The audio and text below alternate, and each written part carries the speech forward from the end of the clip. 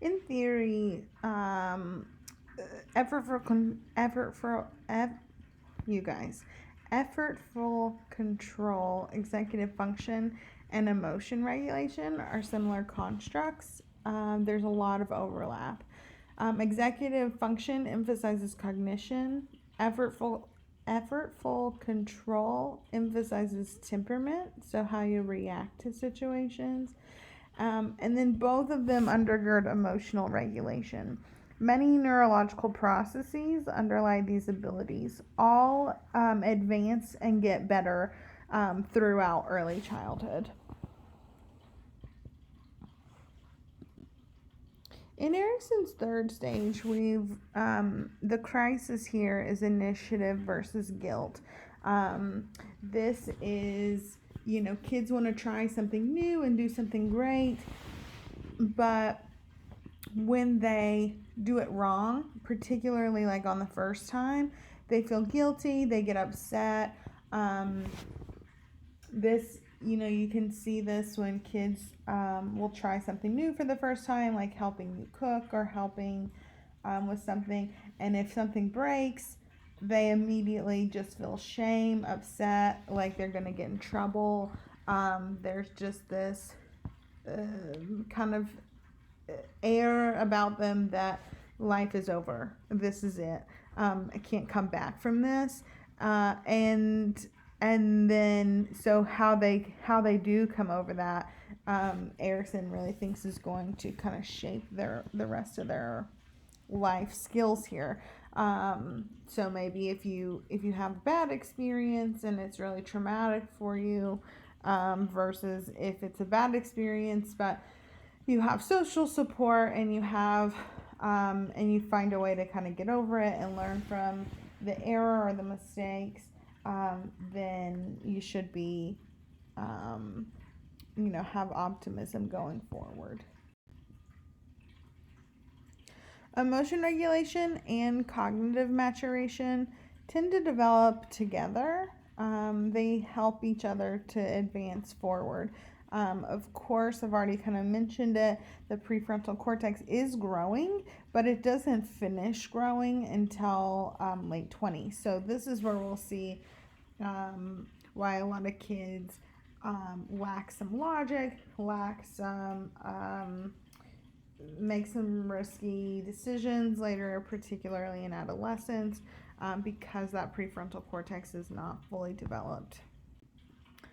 And intrinsic motivation to pursue a goal would be, I want to play the piano because it feels good. I get joy from it. I like, feeling the keys under my fingers. An extrinsic motivation for learning to play the piano would be, I saw John Legend play and I want to be just like him and grow up and be famous and rich, and so I'm going to play the piano until I get as good as him and I can be famous like him. So your reason for doing it, the end game is the same. You're going to learn to play the piano, but why I'm learning to play the piano looks different if it's an intrinsically motivated or extrinsically motivated. A lot of us throughout the life are extrinsically motivated by like a paycheck or by like a need for approval from others or things, but there are certain things that we will do because we enjoy them without really any outside influence. That intrinsic and extrinsic motivation is actually important to understanding how to praise someone and praise the child for something that they've done. Generally, we want praise has been found to be, you really have to praise their effort rather than just, oh, you're the greatest, you're so good at everything you do. It needs to be more directed at, oh, you worked really hard on this paper, this project, this drawing, whatever they've done. I can tell how much effort you've put into that, or something specific, and not just you're the greatest of all time. Kids tend to put more effort going forward into things if they feel like their time was valued. And you can see that too. A lot of kids, if you just give them the accomplishment, if they feel like they can't do something, if they don't feel like they're the greatest at X, Y, or Z, they might not try it because they know that you think they're the greatest.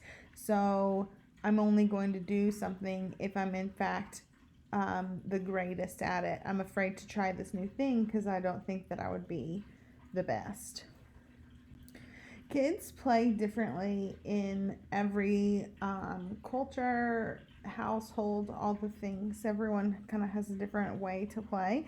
But what is universal is that kids are playing. That includes, especially during this early childhood, there's a lot of imagination. So they're all superheroes here. I have almost this exact same picture of my niece, my nephew, and my grandfather in capes with masks on, with their hands up, at my nephew's birthday party when he was, what is he? He's 10 now, so it must have been like 7 or 8. It was a couple years ago, and it is the cutest little picture, and it's almost identical to this.